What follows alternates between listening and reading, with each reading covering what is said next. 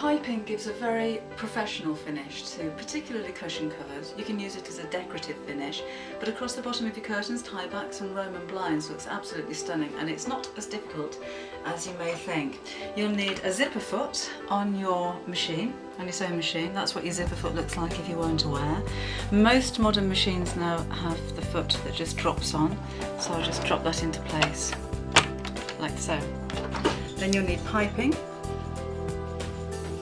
Not too thick, that's around about 1/4 of an inch, and either some fabric which is cut on the bias, or I'm just using tape with this one, and it needs to be wide enough that it encompasses the piping.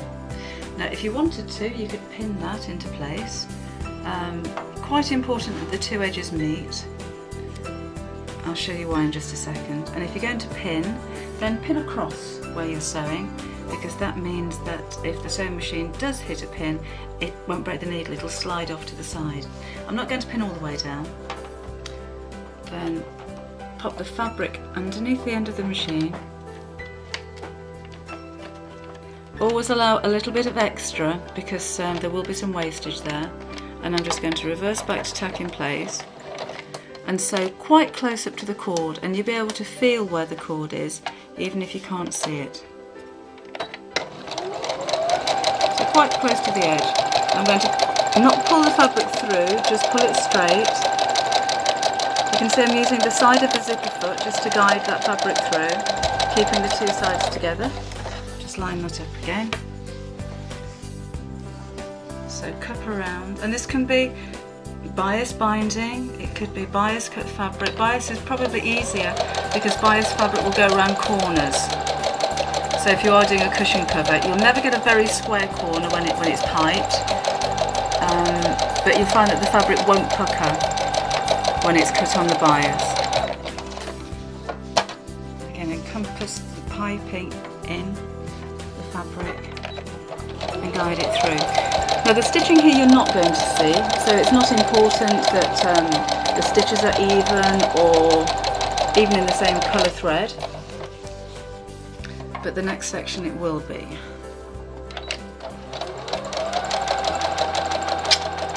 Okay. That doesn't matter because you won't see this section of the fabric. That's fine, and I'm just going to back tack to keep the stitches from running. To apply this to your cushion cover, or in my case it's a tea cosy, you'll lay your two pieces of fabric face down, or face up for the bottom one, face down for the top one, and your piping is going to run right along the edge of the fabric there. Now you can sew that into place first of all if you like, if you're a little bit unsure. I'm going to sew both pieces together at the same time. So my final piece is sandwiching the cord, making sure that all of the edges are lining up together, and that's face down. And I'm just going to put a couple of pins in there because I don't want that fabric to move. So all 4 layers of fabric, the edges all lined up together. Just sandwiched in there. Pin across again. You can pin straight through that cord if you want to, because it's only fabric.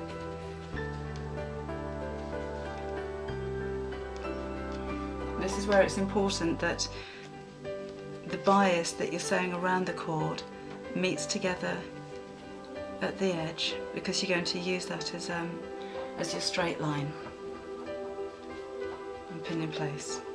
Then I'm going to use the same foot, but try and sew a little bit closer up to the cord. So when my original stitching is here, I want my new stitching to be a little bit closer to the cord, so I don't see that stitching at all when I turn it the right way around.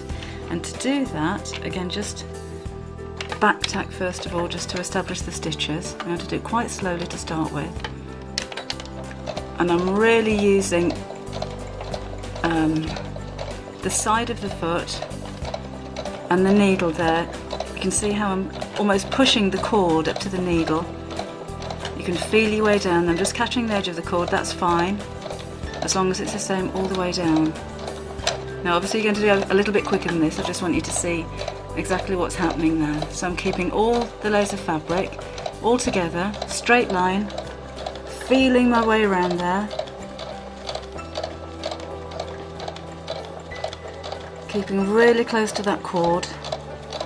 And you know, the worst thing is if it's not straight, if your stitches aren't perfect, they're only stitches, you can always unpick them and start to sew again. I'll just speed up a little bit. And again, just pushing that cord up against the needle. Not too hard so that you're going to break the needle. I don't want to push into it, I just want to guide that really, really close. So I don't see any of those stitches when I turn this the other way around. And then when I come to the end, again, just back tack the stitches in place so it doesn't come undone.